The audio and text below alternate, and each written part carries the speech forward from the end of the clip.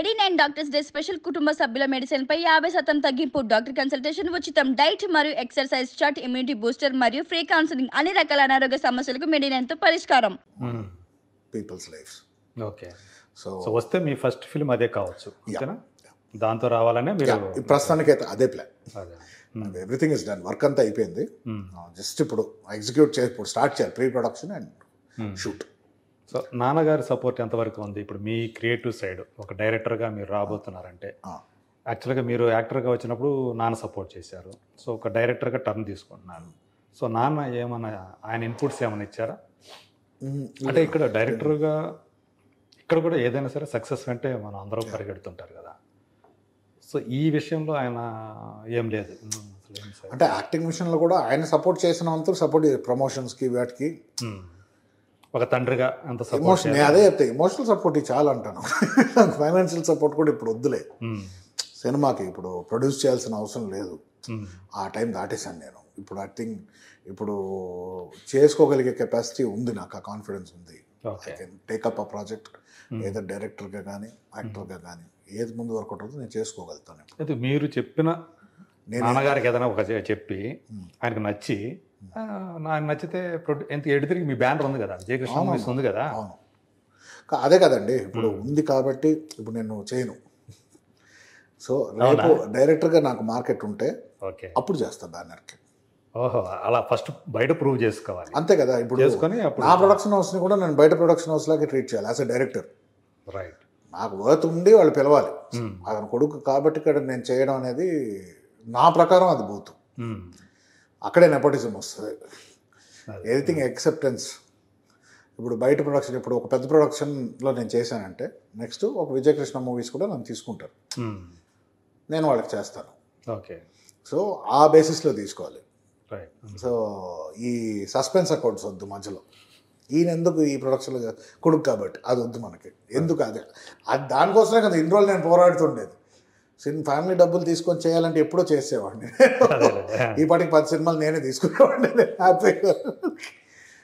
That's the whole point. నా journey ఏంటి, నేనేం చేయగలుగుతా, ప్రాబ్లీ ఒక 4 సినిమాలు తీయగలుగుతానేమో, బట్ నా స్వయం కృషితో చేయాలి. అప్పుడే నా వర్త్, ఒక హ్యూమన్ నా వర్త్ ఏంటి, ఓకే నన్ను మొత్తం అన్ని తీసేసేయండి, స్ట్రిప్ చేసేస్తే రేపు I should be able to stand on my own merit అనే దాని మీద ఉంటేనే కరెక్ట్ లైఫ్ అంటే. ఎందుకంటే రేపు మాపు మనకు నెక్స్ట్ జనరేషన్ వచ్చేవాళ్ళకు కూడా అప్పుడు మనం కరెక్ట్ అడ్వైస్ ఇవ్వగలుగుతాం. నాకే లేనప్పుడు, ఇండివిజువాలిటీ లేనప్పుడు వాళ్ళు ఎక్స్పెక్ట్ చేయడం కరెక్ట్ కాదు కదా. సో నేను ఫ్రమ్ 17 నుంచే I started earning on my own. నాకు యాజ్ అన్ ఏడీ ఆర్ ఈ యాడ్ ఫిల్మ్స్ ఎడిటర్ కానీ రానా వాళ్ళ కంపెనీలో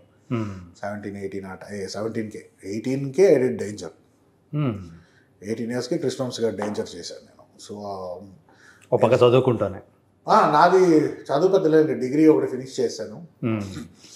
అదే 1 సిట్టింగ్ కాలేజ్లో కూర్చొని ఫినిష్ చేశాను, ఎందుకంటే న్యూ దాన్ని నేను డిగ్రీ సంపాదించుకొని ఏం చేయకపోయేది లేదు. సో లైఫ్లో ఎదగడం అసలు టెస్ట్ లైఫ్లో. ఎందుకంటే చాలామంది స్కూల్లో 90% 100% కొట్టి మళ్ళీ వాళ్ళు మామూలు అంటే నాకు నచ్చిన జాబ్స్ లేదండి. అంటే అప్పుడు స్కూల్లోకి వెళ్ళేటప్పుడు కూడా మీ దృష్టి అంతా ఇటువైపే ఉండేదా? చాలా వరకు.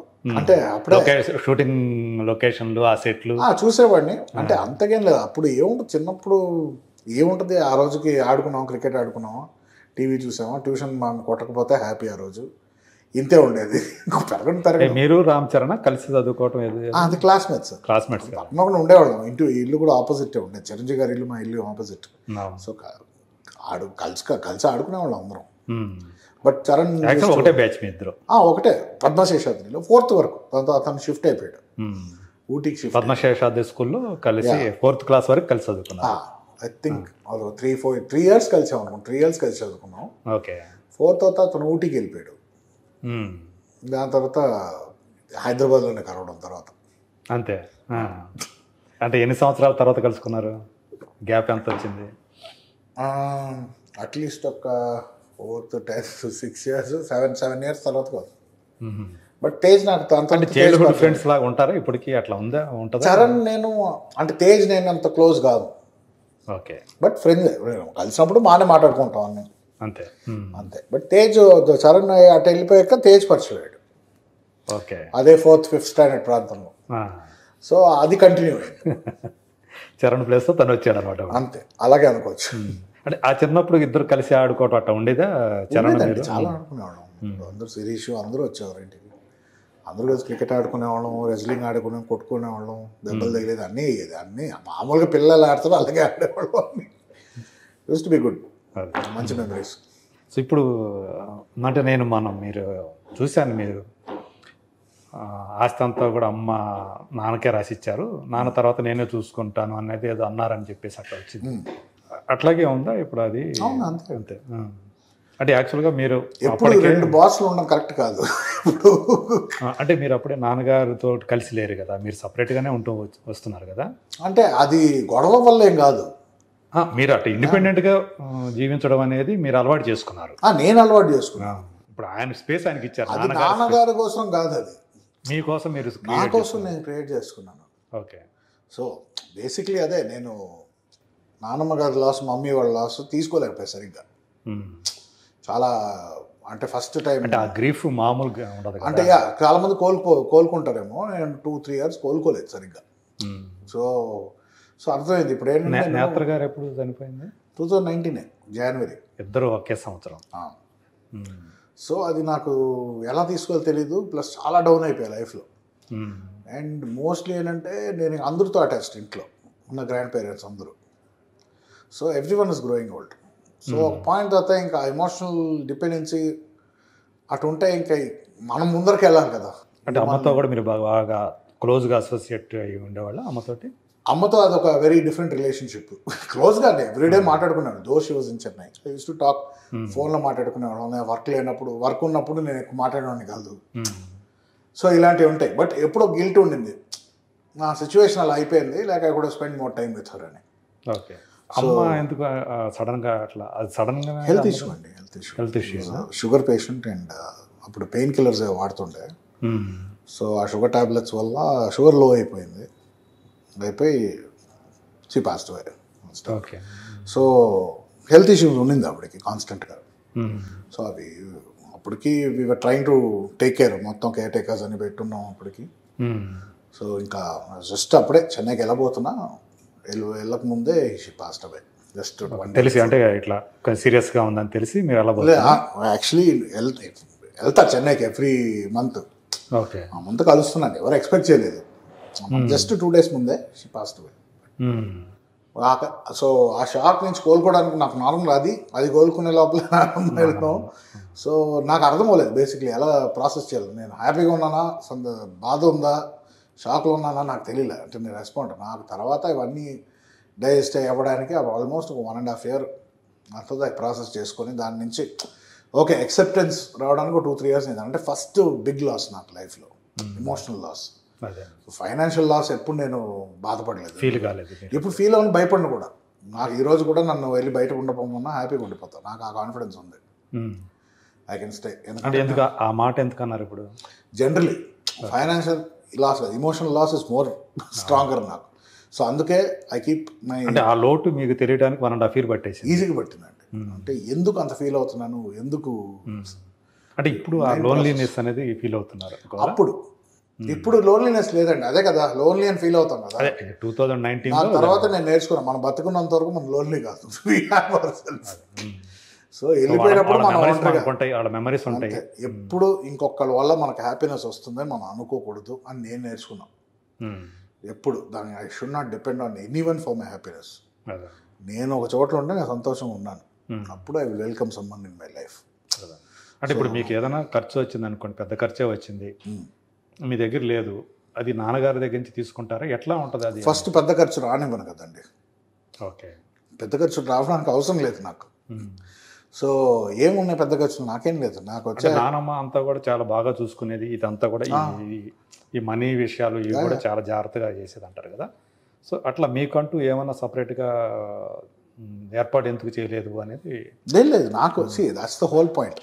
ఇప్పుడు నాకు సో ఒక అడ్వాంటేజ్ ఏంటంటే, ఇప్పుడు నాకు కావాలంటే నేను బారో చేసుకుంటాను. ఇంట్లో ఒకళ్ళే కాదు, నాకు చాలామంది ఫ్రెండ్స్ కూడా ఉన్నారు. అండ్ సో మెనీ పీపుల్ మీరు అనేది బారో చేసుకోవటం మీ ఓన్. నేను అనేది నా ప్రిన్సిపల్ అదండి, ఓకే. నాకు నన్ను పిచ్చోడు అనుకోండి, నేను స్టూపిడ్ అనుకోండి. సో నాకు చిన్నప్పటి నుంచి అదే ఒక ప్రాబ్లం నాకు అది.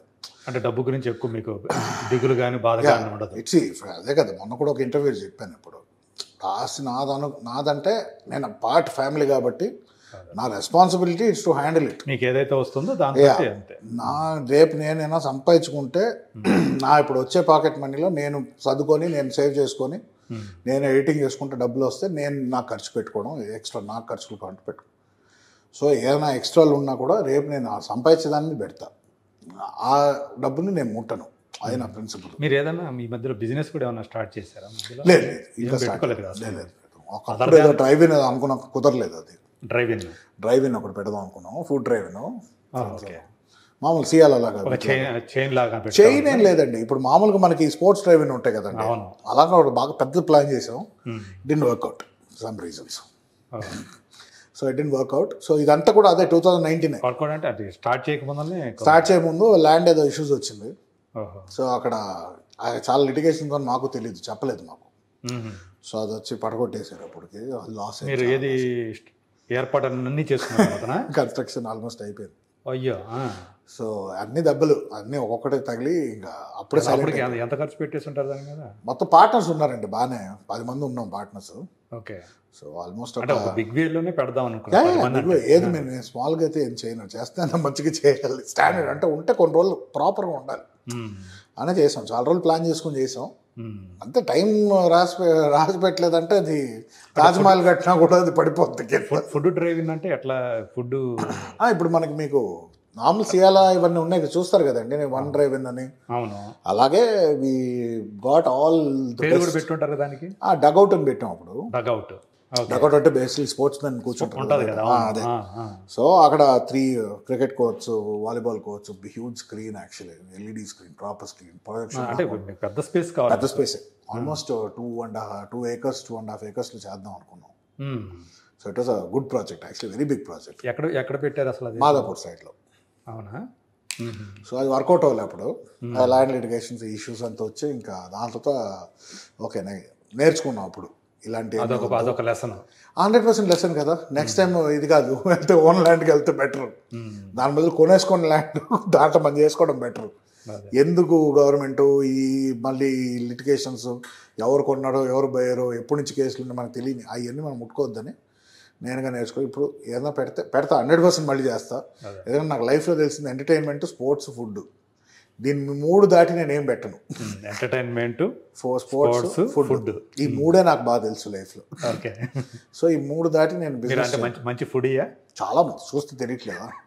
ఇదంతా అదేనా? 100% ఫుడ్డే అండి. ఫుడ్తో పెంచాను. అంతా ఫుడ్డే. ఇంకా నేను స్వీట్స్ కూడా తక్కువే తింటాను, నాకు ఫుడ్డే ఇష్టం. ఇంకా అంటే ఏది ఎక్కువ ఇష్టంగా తింటారు? బిర్యానీ. హైదరాబాద్ అన్ని బిర్యానీలు తింటాను. నేను చెన్నై నుంచి బిర్యానీ, దొన్నె బిర్యానీ, కర్ణాటక, ఇంకా చాలా ఉన్నాయి. బిర్యానీ ఉంటుందో అది కూడా చూసుకొని నేను నేర్చుకున్నాను చేయడం ఒక్కొక్కటి. కోవిడ్ టైంలో చేయటం కూడా నేర్చుకున్నాను. అది ఒకటే కాపాడింది నన్ను కోవిడ్ టైంలో. ఎక్కువ వండుకోవడం నేర్చుకున్నా మంచిగా. బాగానే వండుతానని తర్వాత అర్థమైంది. ఓకే.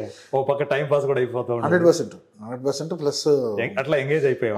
మనకు కావాల్సింది మనమే వండుకొని తినాలని కూడా మంచిదని ఎవరు చెప్పారు. సో బెటర్, ఓకే మనమే వండుకుందాం హ్యాపీగా. దానివల్ల ఇంకొక 10 కిలోలు పెరిగి ఉంటాను నేను. అదే ప్రాబ్లం. అది కూడా ఆపేసినప్పుడు ఎప్పుడో ఒకసారి వండుకుంటాం అందరూ కలిసినప్పుడు, ఫ్రెండ్స్ అందరూ వండుగా తింటాం అంతే. సో అట్లా అయిందనమాట మీ బిజినెస్ వెంచర్. అట్లా ఆదిలోనే హంసపాద అంటే కామన్. అదే ఇప్పుడు అది అయిపోయింది, ఇంకా అయిపోయింది, దాన్ని మర్చిపోవాలి. ఇంకా నెక్స్ట్ ఏం చేయాలి? మళ్ళీ ఎప్పుడు కూడా ప్లాన్ చేయలేదు అట్లాంటిది? ఇంకా లేదండి. అది కరెక్ట్ చేస్తే ఈసారి కరెక్ట్. ఈసారి పెడితే అది 100 years ఉండాలని పెట్టాలి నేను, అంతే. అట్లీస్ట్ నేను పోయే వరకైనా ఉండాలి అది అంటే పెట్టాలి బిజినెస్, లేకపోతే పెట్టొద్దు. అంటే షూర్ ఉంటాయి. ఏమైనా ఉన్నాయా బిజినెస్ ప్లాన్స్? ఉన్నాయా? చాలా ఉన్నాయి. ఒక్కొక్కటిగా వస్తుంది, అన్నీ సెట్ అవ్వాలి. సో ఇప్పుడు నేను అంత దూరం ఇప్పుడు ఆలోచించట్లేదు. ఇంతకుముందు అది ఆలోచించి ఇవన్నీ మర్చిపోయేవాడిని నేను. అదర్ దాన్ ఫిల్మా లేకపోతే? Other than film everything put together. Food chains కానీ అన్నీ పెట్టాలని. ఫుడ్ చైన్స్ కూడా పెట్టాలి? 100% పెడతాను. నాకు నచ్చిన ఫ్లేవర్స్ అందరికి, మన ఇంట్లో మన రెసిపీస్, మన ఫ్లేవర్స్ మనం అన్ని తీసుకు ప్రజెంట్ చేయాలి కదా వాళ్ళు. ఇంకో 10 మంది ఇప్పుడు మన ఇంట్లో గెస్ట్స్ నాన్న చాలా బాగా ఉండేవాళ్ళు. ఎగ్జాక్ట్లీ ఇంట్లో ఇప్పుడు గుడ్ ఫుడ్ ఉండేది. సో మంచి బాగా అందరూ మంచి కుక్స్ ఇంట్లో బాగా అందరికి బాగా తెలుసు ఎలా మంచి కొత్త కొత్త రెసిపీ మంచి మంచి రెసిపీస్ ఉండేవి. సో ఏంటంటే ఇప్పుడు ఇంటికి గెస్ట్ వచ్చి కొంతమంది బాగుంది అంటే సరే మనకి ఒక మంచి ఫీలింగ్ వస్తుంది. అదే మనం రెస్టారెంట్ వాళ్ళకి ఏముంటుంది, మన రెసిపీ అందరికి రీచ్ అవ్వాలి, ఒక పక్కన అది ఒక సాటిస్ఫాక్షన్, డబ్బులు వస్తుంది కాబట్టి. So it's and south Indian food at least హైదరాబాద్లో సౌత్ ఇండియా వరకు it's a very good business. ఎక్కడ మనకి ఇంట్లో దొరికే ఫుడ్నే మనం బయట పెట్టి ఒక 500 అంటే తినేస్తారు అక్కడ హ్యాపీగా. చూడరా ఇక్కడ కూడా ముద్దపప్పు అవకాశం దొరుకుతున్నారు, 500 పెడతారు ఇంట్లో ఫ్రీ దొరికింది. So it's a good business. So food business నా ఫుడ్ అంతే చెప్పాం కదండి 3, ఆ 3 నాకు తెలిసిన దాంట్లో పెడతా, ఇలా ఇంకా దేంట్లో పెట్టా. కదా ఈసారి మాత్రం ఇంతకుముందు జరిగిన తప్పులు ఏమి జరగకుండా జాగ్రత్తగా మ్యాక్సిమం ట్రై చేస్తామండి. ఏదైనా లక్ టైం